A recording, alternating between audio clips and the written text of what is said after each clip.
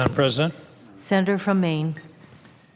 Madam President, my intention coming here was to help solve problems, to find common ground, to work together with colleagues on both sides of the aisle. That's my history, and in fact, that was my primary motivation for running, for stepping into the shoes of my illustrious predecessor, Olympia Snowe of Maine. And in fact, that's what we did this summer on student loans, when a small group of bipartisan senators worked together to find a compromise, work it through both sides of this body, both parties, and then through the House, and then get the signature of the President. We got 81 votes in the Senate, 392 in the House. That's what I want to try to do. That was a validation of what I'm here for. And this situation that we're in now cries out for resolution. It cries out for finding common ground, for compromising, getting everybody back to work, getting the government shutdown over. So why aren't we doing it? Why aren't we out cutting a deal? Why aren't we out compromising?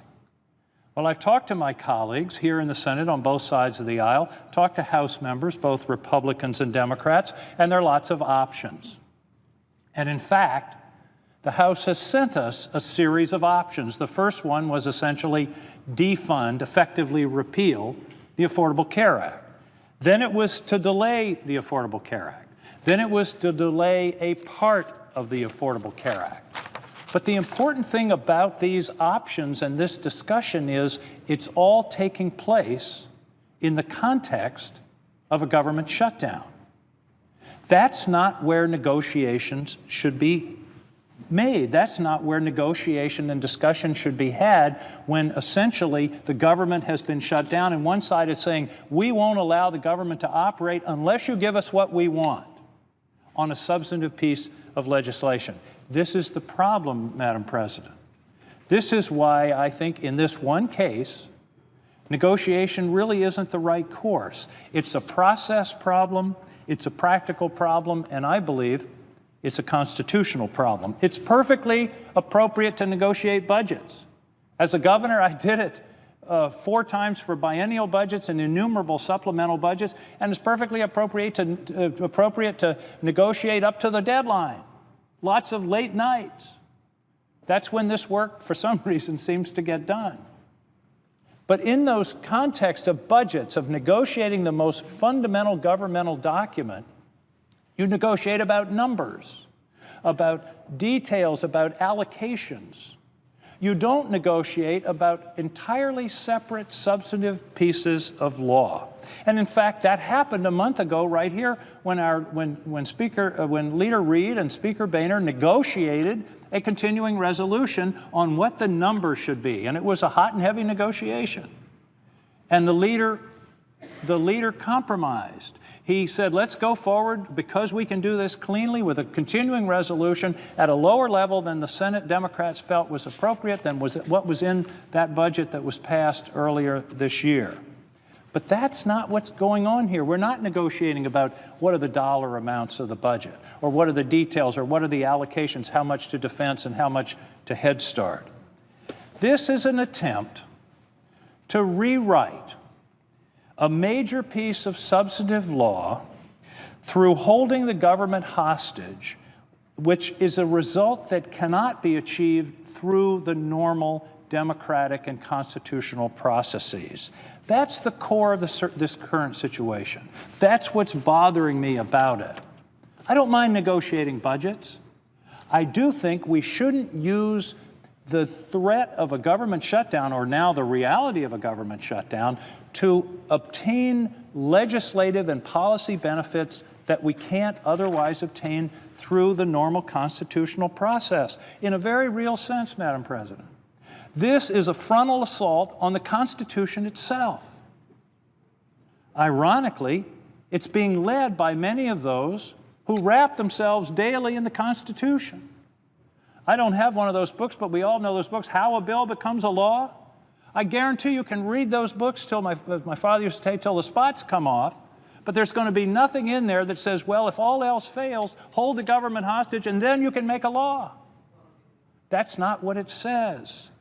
Mary, my wife, got me a book when I was first elected called Congress for Dummies. Even in Congress for Dummies, it doesn't say you can make laws, change laws, rewrite laws in the context of holding the country hostage. It's an attempt to create an alternative process, a new shortcut way of achieving political ends without having to deal with those pesky elections. I mean, here's the electoral history of this bill.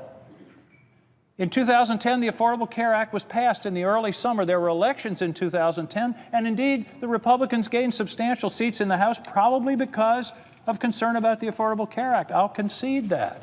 But the Senate didn't turn over. By the way, that's the way the framers planned it.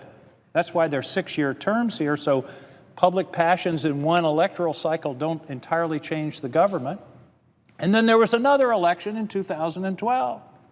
In that election, in which the Affordable Care Act was a major factor, Democrats gained seats in the House, gained seats in the Senate, and the president, whose name is attached to this bill, won by 5 million votes.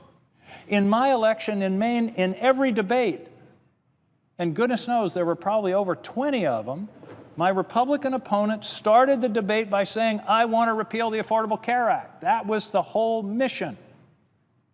And I defended it, not in every detail because I think it needs to be fixed, but I defended it and I won that election. And here I am. Mr. Romney said, I will repeal Obamacare on day one, but he lost. But here we are, Madam President, in effect trying to effectuate that agenda, that policy position, through an alternative process that skips around those annoying elections. The passionate opponents of this act are acting like those elections just didn't happen. Let's be clear about what this is. This is one faction of one party in one house of one branch trying to run the entire United States government. That's not the way our Constitution is supposed to work. And I'm confident of that statement because from talking to my friends in the House, I believe it's highly likely that if a clean continuing resolution, that means one without any strings, without any political baggage, without any repeal of the Affordable Care Act, went before the House today or tomorrow or Monday, it would pass.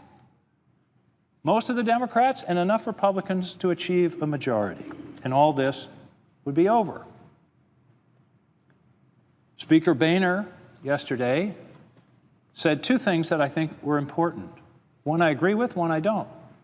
The one I agree with was, he said, this isn't a game. And it isn't a game. It's deadly serious. It's deadly serious because the impact this shutdown is having on our country. It's having on people throughout the country. In Maine, well, let's talk nationally, 70% of the civilians at the Department of Defense have been furloughed. 70% of our intelligence agency personnel are on furlough. I'm sorry, half the Department of Defense, 70% of intelligence. We've got air squadrons that are grounded. We've got people that are not being trained, and our defense industrial base is already suffering. In Maine, we've got 1,500 people on furlough at the Portsmouth Naval Shipyard, more coming at Bath Iron Works, and almost half of our National Guard people are on furlough. This isn't a game. But all of this is being done in the name of effectively repealing or crippling the Affordable Care Act.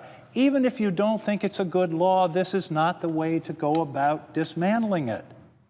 It's not the way our Constitution is designed. Why won't we negotiate, though? Why aren't the Democrats negotiating on this and maybe nick the Affordable Care Act? Well, it reminds me of a story of a city guy that came up to a farmer in Maine, and he said, I like the looks of your land. I'd like to buy your farm. Farmer said, it's not for sale. City guy said, well, how about the 50% that's down there on the river? I'd like to buy that. It's not for sale. How about just the quarter acre where your house is on the road? It's not for sale. The city guy says, why won't you negotiate? Because it's not for sale. This isn't the place or the time to negotiate. Listen, I think there are problems with the Affordable Care Act. I would love to sit down in good faith with people and try to fix them, starting with making the websites work better. But I think the way to do that is not in the context of the government being held hostage. And we don't have, and here's the real problem. If we do it now, this will become the normal way that we legislate around here. This is a 6-week continuing resolution. So we nicked the Affordable Care Act in this one. Next time it's going to be, okay, we'll take another nick. Police. Fired. I ask unanimous consent that I have 4 more minutes. Is there objection? Without objection, please proceed. What I'm afraid of is this will become the normal way that we do things around here. Police and intelligence people and military officers tell you that you don't negotiate with hostage takers. The reason you don't is because you empower, you enable, and you ensure that it will happen again. That's what worries me. Our constitutional system has 2 principles in tension. One is governing, and the other is checks and balances. Governing is to establish justice, ensure domestic tranquility, provide for the common defense, promote the general welfare.